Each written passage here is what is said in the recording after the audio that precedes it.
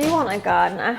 I said to Luca, I was like, Albus needs one. And I think when you've got a baby as well, as they start to grow up, they're going to want to be outside. Yeah. And I want to encourage that. I don't want them to feel like they have to be inside all the time because we don't have a garden. On their iPads. No, that's not going to be my baby. Absolutely not. I mean, obviously every now and again, you can't run away from it. But, you know, I really want them. Like, we had this conversation in our house when we decided to buy a house. I think we're not going to buy a TV. Oh, nice. Yeah, we actually haven't had a TV in any of the places we've lived until this one. And the only reason we got it in this one was our friend dropped it off because he needs somewhere to put it. But we only connect it with Netflix. Like, it's not connected to anything else. So only when we want to watch something, we have it on, but we barely watch stuff anyway. Yeah. So that's like the first rule, I think, that we're going to have, is that movies are only going to be like movie nights and stuff. Yeah.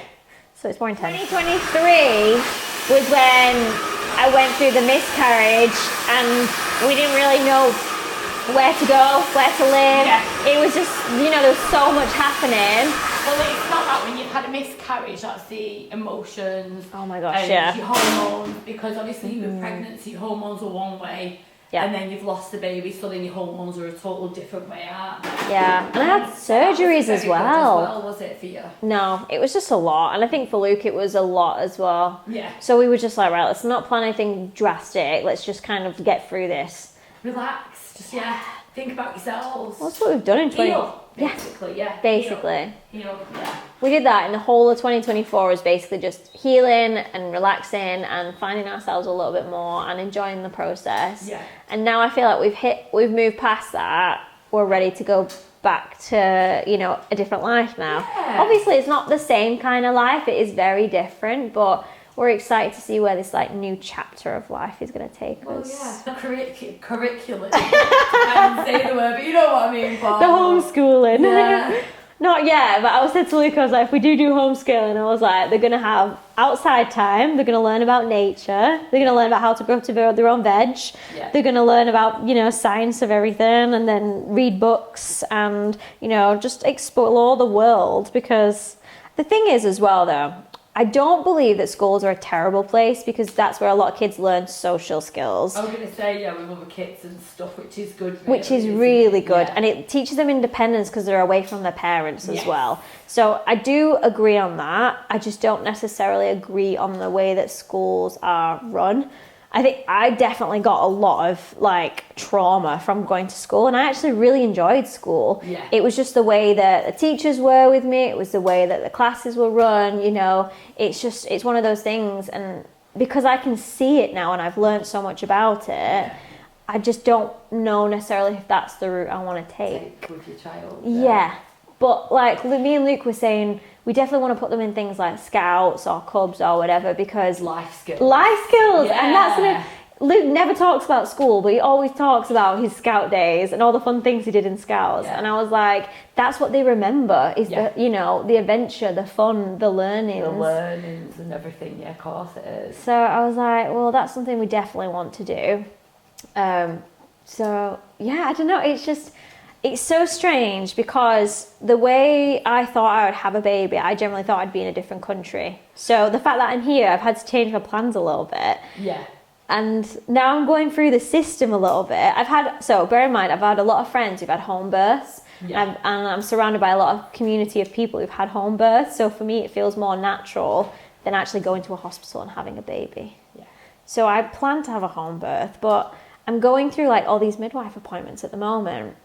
And I'm not happy with, I think midwives are amazing, and I think the system is definitely, you know, they've improved so much in so many ways, but I think when you are pregnant, you are just another number in the system. Yeah.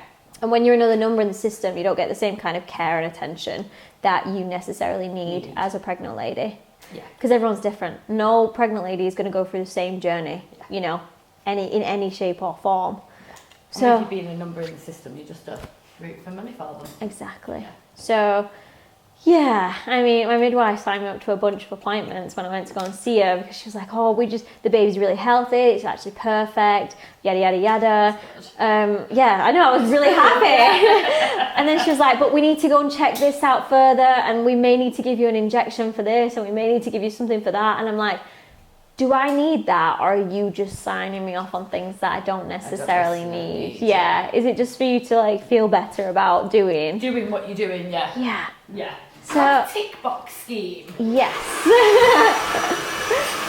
So I said to Luke, we're supposed to go to Leeds for this appointment to Albus.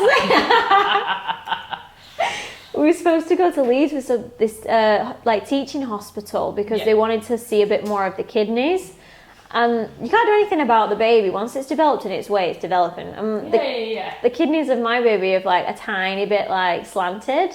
Right. So they were just like, oh, you should go to this hospital to kind of see what's really going on. They was like, we don't have any problems, we don't have any worries. It's just, just precaution. Just in case, yeah. So I said to Luke, I was like, do we really want to go to this? And he kept saying to me, he was like, well, I don't feel like we need to go, but if you want to go. And I was like, well, I don't want to go. And then the midwife was like, oh, you need to go. You have to go. I'm like, there's nothing you can do anyway. All you do is look at it for, a scanning machine and then, yeah. So, yeah, I don't know. It's a bit of a weird situation. It's not that scanning machines. Obviously, there'll be electromagnetic frequency. Yeah. So, we're doing these things a little bit differently, I think, the way that me and Luke want to do it. Are you excited? I'm nervous. More than excited, I'm nervous. Yeah. I'm very independent, so for me this is very it's a different journey. Control him. Yeah. Gonna be controlled by a little lie. I know. Oh my goodness, it's gonna be wild, but... Are they sharp enough for you? Oh, yeah. Don't go anymore, because otherwise I won't be able to put it up. No. Curl Perfect. Yeah, we can give it a little bit of a curl. Give it a wave for you. Yeah, that would be nice. I always look really strange when my hair's really straight. Yeah. I'm not used to it. It doesn't suit you. It doesn't, does it? No. It's alright, but the wave suits you well better. Yeah, I think so too. So what are your thoughts on the injection? Well, it's called the anti-D injection. Have you heard of it? No. So it's when your blood group as a mother is opposite to the blood group of the baby. Right. So I had a fall on my, I think it was 14, 15 weeks. I tripped over a dog. Yeah. It wasn't even my dog, but I tripped over a dog. And I basically, when I went to my midwife and I told her that I tripped up, it was actually the day after, luckily. And she was like, okay, well, your blood group is rhesus negative, which is one of the rarer ones. It's usually a positive. So she was like, you're going to have to go and get this injection because we don't know what the baby's blood group is yet. Right. So at first I was a bit but then Luke was like, my mum had to have it for me. So there's a high chance that, I'm going to have it, basically, with my blood group. And then I went and got it. So I was like, right, fine, I'll just do it this one time and I'll get it done. Because obviously they don't know. Yeah. And when doctors don't know, you're just like, well, how am I supposed to know? So I went meant to know. But then I literally got an appointment through the mail not so long, maybe 2 weeks ago, and they'd signed me up for another injection. Are you joking? Without me even asking me or anything. So I told my midwife about it, and she was like, oh, they're just doing it on the side of precaution. And I was like, but do you need 2 injections? Yeah. And she was like, well, no, not necessarily. So I was like, so why are they sending me involuntary injections? Yeah. No, I'm not going to go to that. Yeah. I don't want to do that. No. And then that's when the whole thing with the teaching hospital came about as well, being like, oh, we need to examine the kidneys of the baby and do blood tests and things like that. And so trying to worry you, really? There is no need for it. I mean, there's absolutely no need. Said that they couldn't do nothing. No, they can't do anything. The baby's developing in a way it's developing. And the sonograph woman was just like, I'm not worried. It doesn't look like a problem. There's 2 of them and there's blood coming through them. So they're working absolutely fine. It's just maybe they're just a little bit wonky. That's all. And if they're wonky, they'll be fine. Yeah. Because everything else will wrap around it. She said to me, she was like... people with wonky kidneys out there. She said to me that we get 90-year-olds sometimes discovering that they've got wonky kidneys. Lovely. So, yeah. I'm like, so why do I need... So this kind of told us that they were wonky. I know. So I said to Luke, I was like, I feel like we're going to have to really start owning our own opinion in this situation, because I feel like they're going to keep telling me things that I don't necessarily need to do or say. And obviously being very holistic and spiritual in that sense, I can really feel what's going on in my body. Yeah. Everything feels fine. You connect it. Yeah, there is nothing wrong with me. There's nothing wrong with the baby. And the more interjection I'm getting now at the moment, the more like medical things they're telling me that I need to do, the more it's making me resistant to doing it. I was going to say it'll just make you more resistant, because it's like, I haven't signed up for that. You haven't spoke to me about that. Yeah. And so it's such a wild thing though, unless like you go through it, you never know what's right and what's wrong until you start doing your own research. And there is hardly any sufficient research out there that's backed, because obviously no one does tests on pregnant women. It's just not ethical. Like, so the research is just kind of based off of people's opinions and expectations and advice. And so it blows my mind a little bit how much is being forced on a pregnant woman when they're going through so much already, but they lose almost like their ability to voice their own needs because they're constantly being told what is best for them. But if you think about it, you have a lot of women that are pregnant. I mean, there still is older women, but you have a lot that is still young and naive and won't question it as well, haven't you? Which is so, scary. You know, when you're a bit more older, a bit more educated, you know, so you're going to be like, well, actually. Yeah. But if you're going to get someone that's 16 or in the 20s that are pregnant, they're just going to listen to the doctors, aren't they? Yeah, unless they've got a parental figure or a guardian that is willing to educate them and show them a different way, they'll just do what's easiest. Yeah. Because it is scary. It's such a scary process. Yeah. You have no idea what's going on in your body at all. Yeah. All you can feel is just knowing that something is growing in there and you can't control anything. Yeah. It's terrifying. It's absolutely terrifying. But it's beautiful at the same time. I'm going to say, but it's beautiful as well. It is beautiful. It's something that I never experienced, and it's so magical. Yeah. To feel this life inside of me every day. Can I ask if they're kicking or anything yet? Yeah. They're like punching me left, right, and centre. Having a disco. And it's really funny because apparently they don't really set up a routine until like a few more weeks, and then after that you kind of get to the terms of like when they're going to kick and how they're going to kick and stuff. But now they're just having parties like whenever they want. They're just throwing it around. But every time I lie near Albus or next to him, they start poking me. It's really cute. The dog. Anyway, and because he lies so close to me, they can like feel his thingy on my like his back against my belly. So it's actually really, really sweet. And it's not that like I'll still be able to hear his heartbeat. Which is absolutely wild. When I heard that about dogs, I'm like, wow, that's mad. Yeah.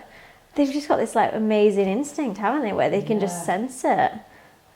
I think they'll have a great connection when they're older as well. I really hope so.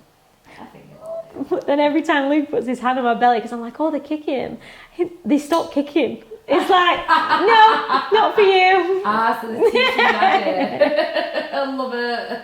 He's like, I can't feel anything. I'm like, yeah, they've stopped now. I'll just be winding him up anyway. Yeah, saying it every minute just on purpose. So yeah, it's really cool though. It's a very, very spiritual journey. I'm going to say that it's quite spiritual and quite wholesome feeling as well. Maybe it's very primal. Yeah, like it's such a primal experience that I've never felt before. Like I felt, I don't think unless you've got a dog, you understand the love you have for a dog is like almost like a child. You'll protect it, you'll do whatever it takes. But this is so different because it's almost like it's such an internal bond. I already feel taking over your body as well while you're growing this little thing inside you, aren't you? Yeah. And it's so strange, so strange. And have you noticed, have you ever been like, oh, why am I feeling like that? Straight on the internet researching to see. Do you know what? No, I haven't. Oh, that's good. I've been really good. That's really good. What I've found is I've tried to really listen to my body. So this is also really strange as well. You kind of go into the basics when you're pregnant. Yeah. So you know how when babies cry, they need to eat, sleep, burp, or do something. It's the same with when you're pregnant. So when you get these feelings of like nausea or when you get the feelings of tiredness, you just have to do the basics, like go to the toilet, have a nap, or eat something. Yeah. It's really strange. So now my life is based off the fundamentals of eating, sleeping, and going to the toilet. And going to the toilet. Yeah. And I'm like, this is really weird. You pee like twice as much, don't you? Yeah. Yeah, and there's a few other things as well that happen when you're pregnant. Do you want to explain, or do you want to keep them to yourself? Obviously, the nausea depends on like certain things I can eat, certain things I can't eat, just because of the sense that my body doesn't like it. But it's like a hard no as well. So if I eat something and then my body's like, absolutely not, I have to stop eating it that second, because otherwise I'll throw up. You'll throw up. Yeah. You also get sciatica. Is a fun one. Oh yeah, because of the way it sits, which I didn't know was a thing when you were pregnant. I didn't realise you could get sciatica. Yeah, I didn't know that. My friend got this thing called shaky leg syndrome, which is basically when they're sat on the nerve on the back of the leg, what happens is it cuts off the circulation a little bit. So in the middle of the night, she'd feel like her leg is being strangulated. Wow. And she'd be screaming. Right. And like she'd have to massage it because it'd be like... Yeah. And she said to me it's probably one of the most painful things she's ever been through. More than the actual situation. Yeah. So I was like, okay. And then the funniest thing I'd say with pregnancy is probably like the piles. Yeah. I love it. I was not expecting that either. I thought there was something wrong with me for a very long time. Okay. But then I read about it and apparently it's just no one talks about it. But it's normal. So yeah. Maybe we'll have a pile conversation and come back to us. I don't think we need to go for that, but you know.